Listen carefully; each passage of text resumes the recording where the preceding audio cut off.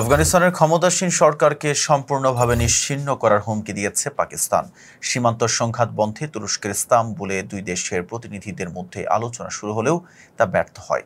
আলোচনার ফল না আসায় ক্ষুব্ধ প্রতিক্রিয়া জানিয়েছেন পাকিস্তানের প্রতিরক্ষামন্ত্রী খাজা আসিফ। তিনি বলেন, আফগানিস্তানের বর্তমান শাসক গোষ্ঠীকে ধ্বংস করতে পাকিস্তানের অতি সামান্য সামরিক শক্তি যথেষ্ট। এক্স প্ল্যাটফর্মে দেওয়া এক পোস্টে তিনি আরও বলেন, তাদের আবারও গুহায় ফিরে যেতে বাধ্য করা হবে। 2021 সালে যুক্তরাষ্ট্র সমর্থিত আশরাফ গানি সরকারের পতনের পর তালেবান আফগানিস্তানের ক্ষমতায় আসে। এরপর থেকে ইসলামাবাদ ও কাবুলের সম্পর্ক তিক্ত হয়ে ওঠে।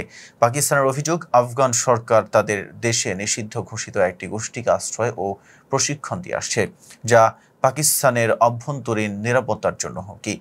এই অভিযোগের জের ধরে গত 9 অক্টোবর আফগান ভূখণ্ডে বিমান হামলা চালায় পাকিস্তান। এর প্রতিশোধ নিতে আফগান সেনারা সীমান্তে পাল্টা হামলা শুরু করে। দুই দেশের মধ্যে সংঘর্ষ ছড়িয়ে পড়লে স্থায়ী যুদ্ধবিরতির উদ্দেশ্যে গত 19 অক্টোবর কাতার ও তুরস্কের মধ্যস্থতায় দোহায় আলোচনা শুরু হয়। পরে গত 25 অক্টোবর ইস্তাম্বুলে দ্বিতীয় দফার আলোচনা বসে দুই পক্ষ।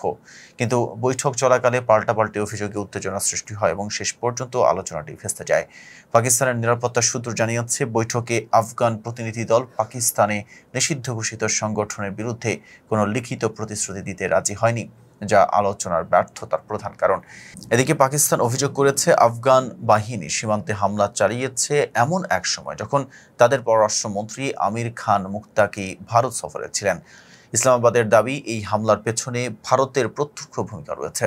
প্রতিরক্ষামন্ত্রী খাজা আসিফ বলেন, আফগানিস্তানকে হাতিয়ার বানিয়ে ভারত পাকিস্তানে সন্ত্রাস ছড়াচ্ছে। কাবুলে যারা রশি টানছে তারা আসলে দিল্লির নির্দেশে নাচছে।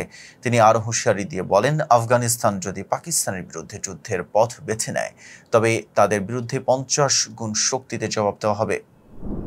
সাথে ছিলাম মেহেদী হাসান। ফেজ দ্য পিপলের সাথে থাকার জন্য ধন্যবাদ।